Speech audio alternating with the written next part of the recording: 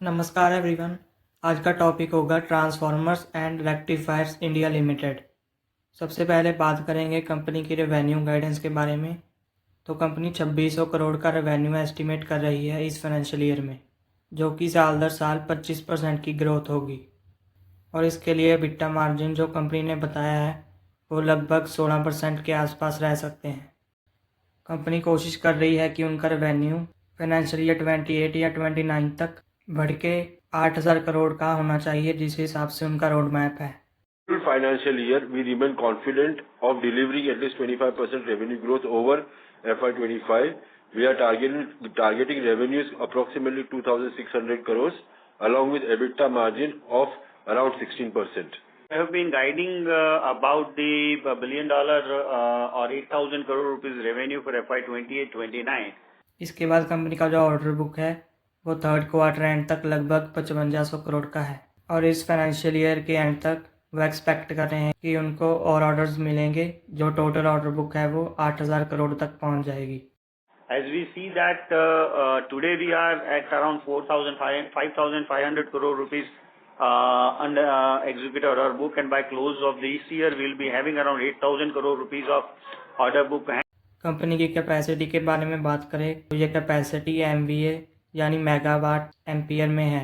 मतलब कंपनी जो इक्विपमेंट्स बनाती है ट्रांसफॉर्मर्स के या बाकी इलेक्ट्रिसिटी में यूज़ होने वाले, तो वो कितने कितने मेगावाट एनुअली हैंडल कर सकते हैं। तो मोरैया प्लांट की कैपेसिटी 27,000 MVA, चंगोदर प्लांट की 12,000 MVA और औधर प्लांट की 1200 MVA है। फाइनेंशियल ईयर 27 में कंपनी का टारगेट है कि उनको चंगोदर प्लांट की कैपेसिटी 15,000 MVA और मोरैया प्लांट की कैपेसिटी 22,000 MVA बढ़ानी है करंट कैपेसिटी से। Look, at present we have the capacity in our Moraiya plant is around 27,000 MVA, Changodar is around 12,000 MVA, and Odawa is around 1,200 MVA. So that is our capacity at this moment, and the capacity new which we are going to add up in the next financial year is 15,000 MVA in Changodar in Q1 and 22,000 in Moraiya in Q2. इसके बाद company के ऊपर world bank ने दोष लगाया था कि company ने नाइजीरिया के एक प्रोजेक्ट में रिश्वत देने की कोशिश की है।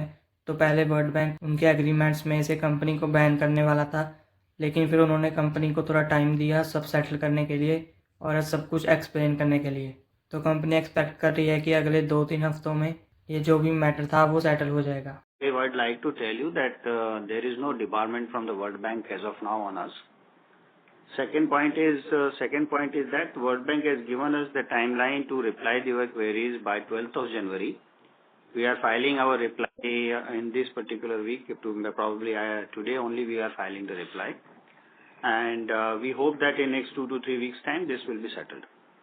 कंपनी अगले 18 से 24 महीने के अंदर नेट डेट फ्री होना चाहती है। इसका मतलब ये बिल्कुल नहीं है कि कंपनी के ऊपर कोई भी कर्जा नहीं होगा। इसका मतलब होता है कि कंपनी के ऊपर जो कर्जा है उसको पे करने के लिए ऑलरेडी कंपनी के पास कैश पड़ा है या उससे भी ज़्यादा कैश पड़ा है।